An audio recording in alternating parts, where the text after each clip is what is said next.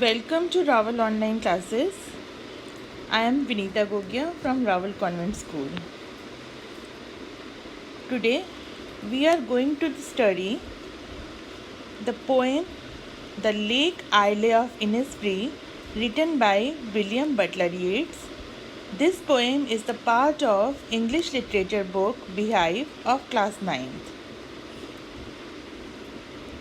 Before reading the poem, let's know something about the poet. William Butler Yeats was born on 13 June 1865 and died on 28 January 1939. He was an Irish poet and one of the foremost figures of 20th century literature. He was born in Sandymount, Ireland, and educated there and in London. His earliest volume of verse was published in 1889. From 1900, his poetry grew more physical and realistic. In 1923, he was awarded the Nobel Prize in Literature. The Stolen Child and The Second Coming are his famous poems. The poem The Lake Isle of Innisfree reveals the poet's nostalgia for peace and tranquility that he enjoyed during his childhood on the Lake Isle. The poet does not want the humdrum of life in cities and towns. He only wants to remain in peace and also lead a simple life which is possible only on the quiet island. He only wants to live at that place. Now, let's read the poem and know what the poet wants to express. I will arise and go now and go to Innisfree, and a small cabin built there of clay and wattles made. 9 bean rows will I have there, a hive for the honey bee, and live alone in the bee-loud glade. And I shall have some peace there, for peace comes dropping slow, dropping from the veils of the morning to where the cricket sings. There midnight is all a glimmer, and noon a purple glow, and evening full of the linnet swings. I will arise and go now, for always night and day.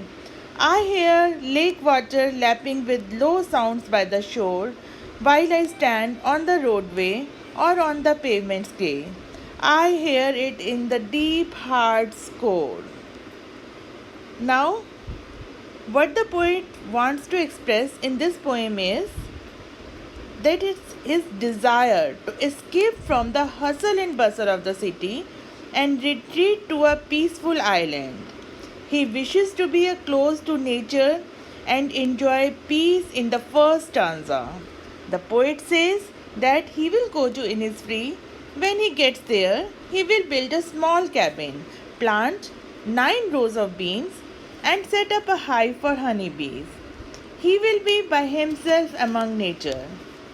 In the second stanza, he says that he will have some peace in Innisfree, even though the peace comes slowly. The crickets will sing, and at night the sky will shine with all the stars. In the third stanza, the poet says that he will hear the lake water lapping quietly by the shore. Even when he stands on the road or the grey pavements in the city, he will listen carefully to all these sounds deep within his heart. Now, the setting of the poem is at Irishy countryside.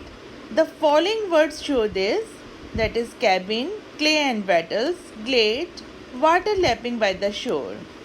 The poem also indicates the time of the day.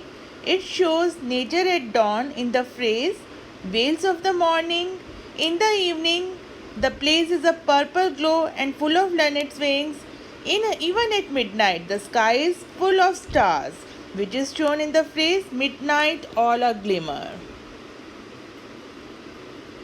This poem is written in first person, which is Yeats himself. This can be seen from the use of the first person pronoun I. It is the form of a monologue where the poet is talking to himself.